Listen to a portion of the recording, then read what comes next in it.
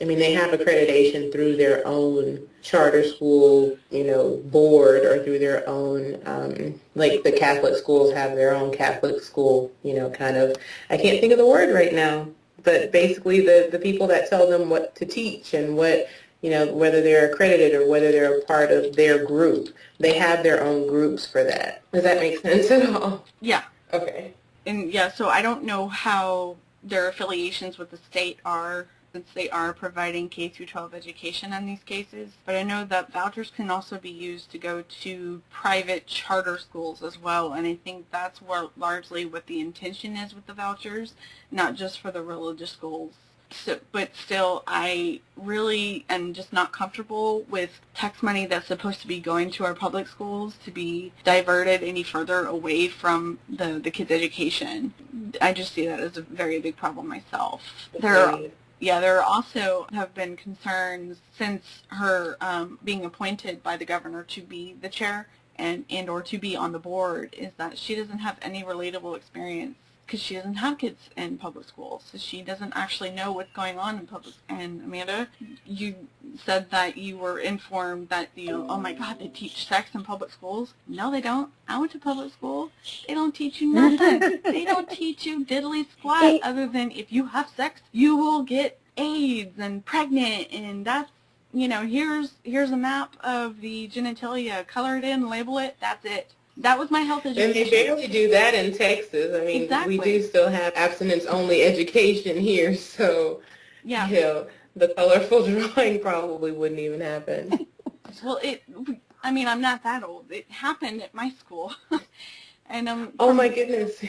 Yeah, so but it was only once, and they didn't really discuss it. They're just like, here, use the book and label it, and that's it. That was the most detailed that I ever got. We also had these fake babies that had a key, and you had to take them as part of a health project home for a few days, and you had to turn the key, and then you would make up whether that was a diaper change or a feeding or any of those sorts of things, and you would keep a log, and that was supposed to teach, I have no idea what, to be honest, because now that I've had kids, I'm like, that didn't prepare me for having kids.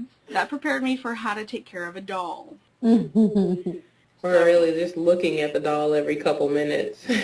Yeah. Wow. Yeah.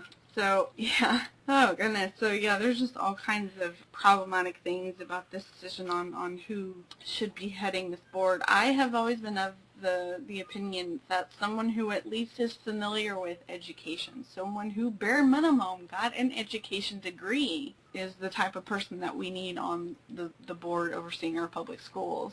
So, yeah. Right. And this person is going to, write the curriculum, and that's one of the things that we definitely wanted to discuss today, too, is the new social studies curriculum changes that have been put into place by Texas this year. Our students are going to have these new social studies textbooks that basically diminish the role of Thomas Jefferson, changes the name of the transatlantic slave trade to the Atlantic triangular trade.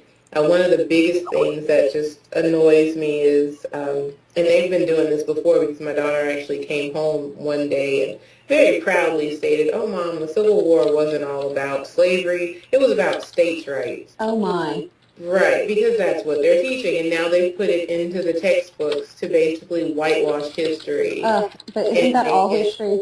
Right, and make it, a little more palatable, even though if you look at the primary documents and the primary sources, it was quite clearly about slavery and about, making sure that people were not treated equally. So, a lot of these things are going on, toning down the criticisms of Red Scare and McCarthyism, dropping references to landmark court cases barring segregation against Mexican-American students, challenging the concept of church and state separation, also emphasizing the role of religion in founding the U.S. Now Moses is, closely related to a founding father. And then... oh, my goodness. And this is what they're teaching.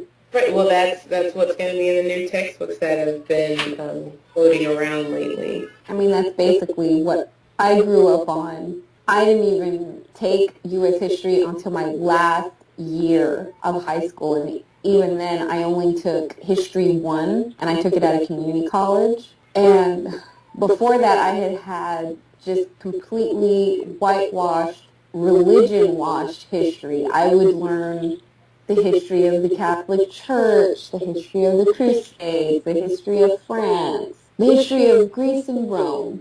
Anything but history that would actually be helpful to me in everyday life. Exactly. Growing up with a conservative, right-wing, extremely religious, in all the wrong ways, homeschooling background. So I hear these things about what they're teaching in school now, and it's just trying to wrap my brain around it. I'm worried about my children because they're preschool age now. They're very young, and hopefully we have some changes soon. Right.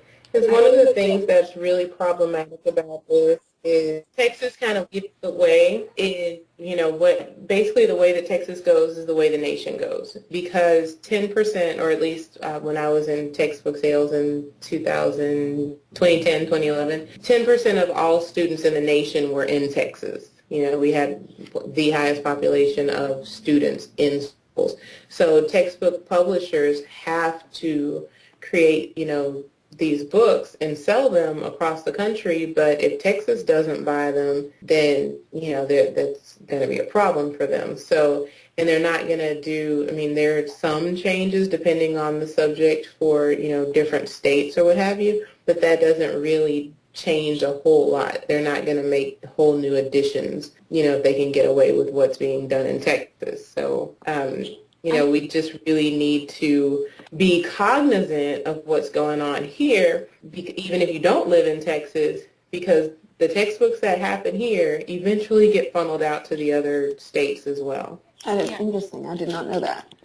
Amanda, I'm actually pretty concerned for my children too, because I have a baby and a 3.5-year-old. That my 3.5-year-old just started preschool. So yeah, the changes that they've made aren't just affecting the kids in school now, but the changes they could potentially make that could make it worse, or they can make it better for my children. So I'm definitely worried about that. You have children of all ages. They're all school age, right, Deanna? Right. Mine are 14, 9, and 6. So, oh, goodness. So they're all there, all the different yep. One's going into high school next year. So that's, a huge step or a huge jump. And, I'm definitely concerned. I make them read. Mine personally, I bring a lot of history books into the house that aren't mainstream so that they can see the other side because, of course, we know history was written by the victor, right? So we have to hear the other side. We have to, try to do primary sources as much as possible. We have to go back and listen to those voices in the past that were able to write things down, that were able to,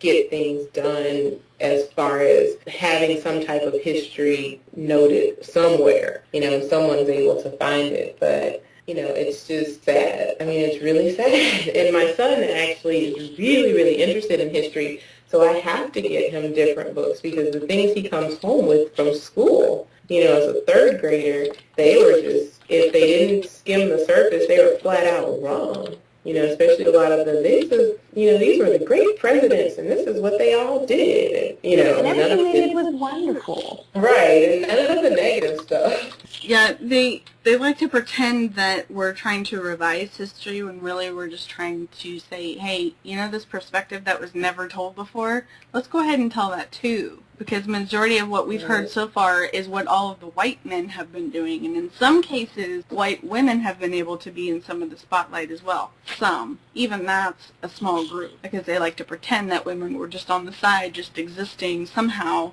and then not ever really talk about it. Because we're somehow just not as important in general. But then you have all of the other perspectives that were not white and, being invaded and murdered and raped and pillaged and any number of awful things. Yeah, let's pretend we don't care what they think.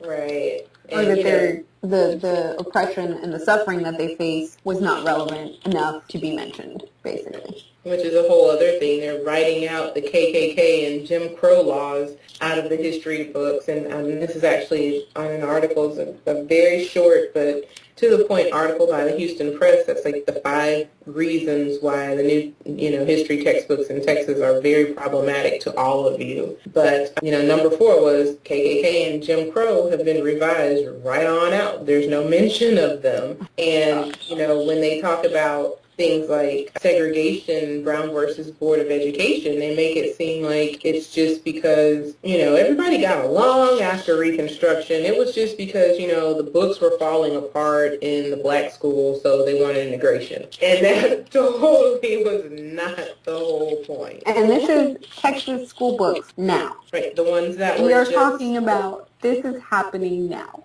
Yep. Here in Texas, our kids are reading this.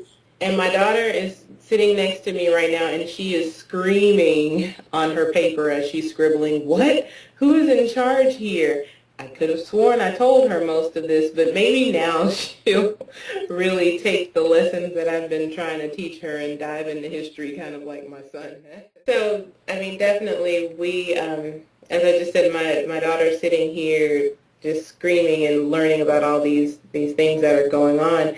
And, to that, maybe we should listen to the kids. Maybe we should find out what they're thinking. So we actually have 2 special guests today. They are Lola and Jonathan. They're both 14. And I know Lola's going into 9th grade next year. Jonathan, are you going into high school also? Or yes, 9th grade. All right, so they're both incoming freshmen into Texas high school. So really quickly, guys, let's just ask you a couple questions. Do you feel that you are being taught adequately, especially in science and history? And for the first question, we'll start with Lola and then we'll switch off. So do you feel like you're being taught adequately here in Texas, especially in science and history? Not really. No, not really at all. Why not? I'm for the most part, history is monitored, and as I've heard a lot of adults around me say, whitewashed, which it basically is. It's basically, well, I read somewhere, somebody said this or something, and I quote,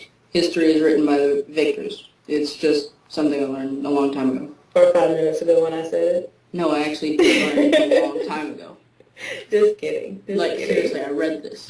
But it's definitely watered down and stuff, and it's not that much. Luckily, last year I had a history teacher who didn't go straight off the book. She actually went, found her own sources, and did all that stuff so that we actually learned the true stuff. And a lot of times, it's also watered down with the religion part and how religion had a part in slavery and stuff. A lot of teachers before this teacher in 8th grade made no mention of it at all. Like, no mention, it wasn't in the textbook, just not really mentioned at all. But this teacher actually did, and even implemented it into the final, because she wrote the final herself. So she is, but history is pretty definitely altered heavily by the higher power that shouldn't really have that power because they're obviously doing something wrong. Okay. Jonathan, would you like to add something to that?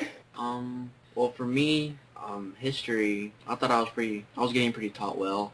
We had, the teacher I had, she did the same thing Lola said.